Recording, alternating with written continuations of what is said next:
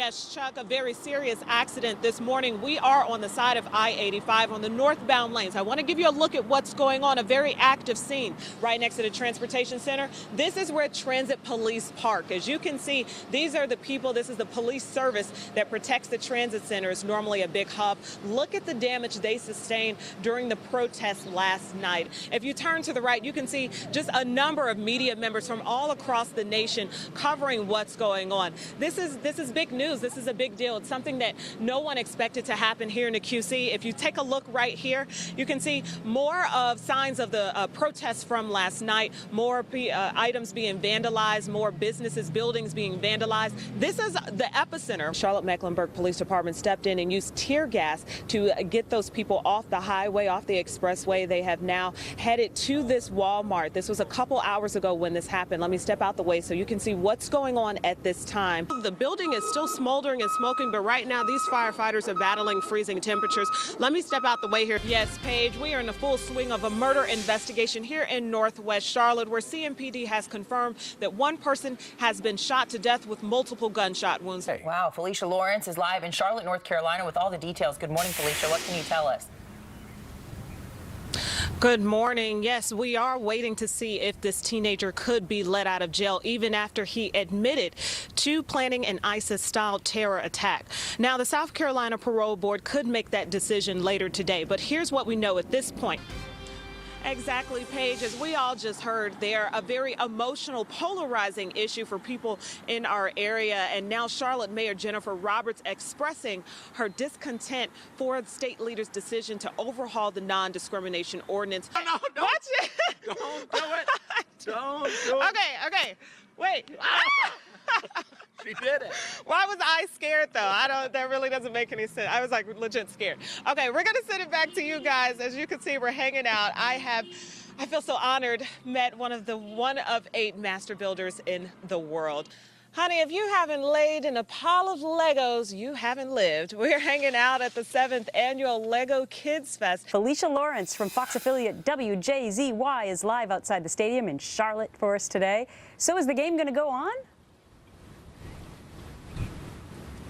Well, as of now, the game is expected to go on, but it has been quite a day of weather. We have had rain. We have had snow. We've even had ice fall out of the sky. It's been a very, very busy weather day. Tensions are rising in Chicago all over the handling of the shooting death of unarmed teen Laquan McDonald at the hands of police. And it's a case that garnered national attention, all happening right here in Charlotte. But now there's no record that former CMPD officer Randall Carrick was ever in the middle of one of the state's biggest trials. They're one of the most famous and entertaining rap duos of all time, and they're here throwing down at the Soul Food Fest going on later today in Concord. Kid and Play and the 2 bullies who bullied them throughout the movie are in the building. Hello. What's up? How you doing? I'm doing really good. It is an absolute honor to be sitting here with you all today. Right. Katy Perry sent a Christmas message. This is a wonderful, heartwarming story. Bless you. Oh, She had a yeah. sneeze. I'm still in shock right now. I'm trying to hold it together, but it's hard.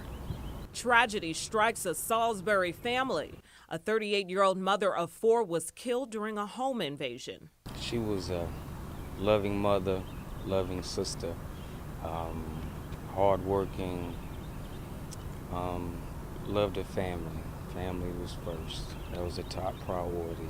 The victim's family says around 11 o'clock Tuesday night, a man knocked on their door demanding money. Things escalated. That's when Lucinda Diane Feemster was shot and killed by the intruder.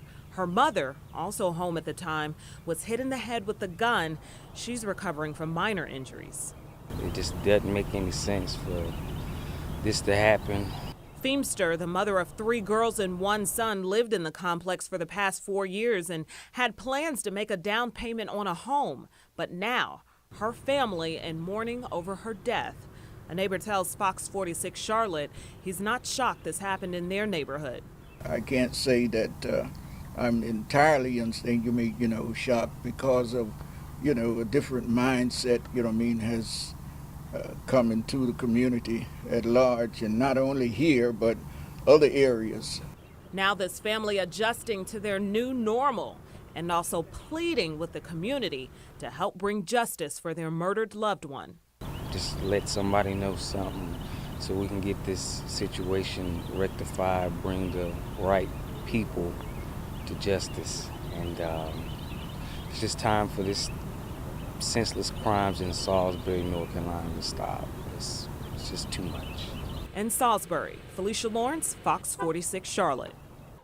Transparency is what the community has been asking for, demanding police release the body camera and dash cam footage from the police-involved shooting death of Keith Lamont Scott.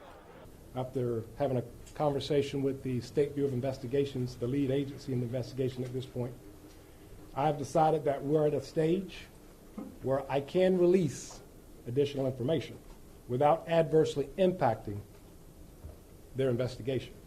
So now it is appropriate to release this information. Saturday night, the world was able to see from 2 new vantage points of what exactly happened. On the dash cam video, you can see 43-year-old Scott get out of the SUV and even hear the gunshots that led to his death.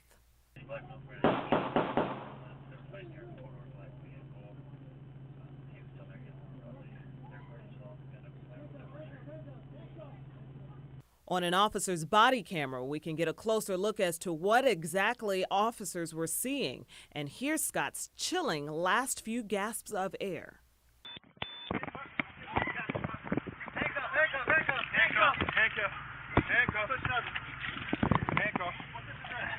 Legacy gripping his hand. Gripping his hand. Back up. I got right gun. Back up. Back up. You on? Huh? I don't know.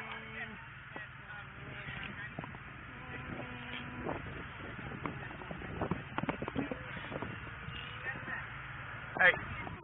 All the while, the family saying this video is not enough and desperate for a swift review of what happened by the NC State Bureau of Investigations.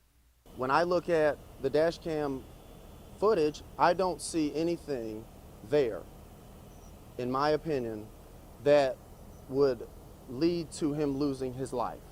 Don't shoot! Don't shoot! Don't shoot!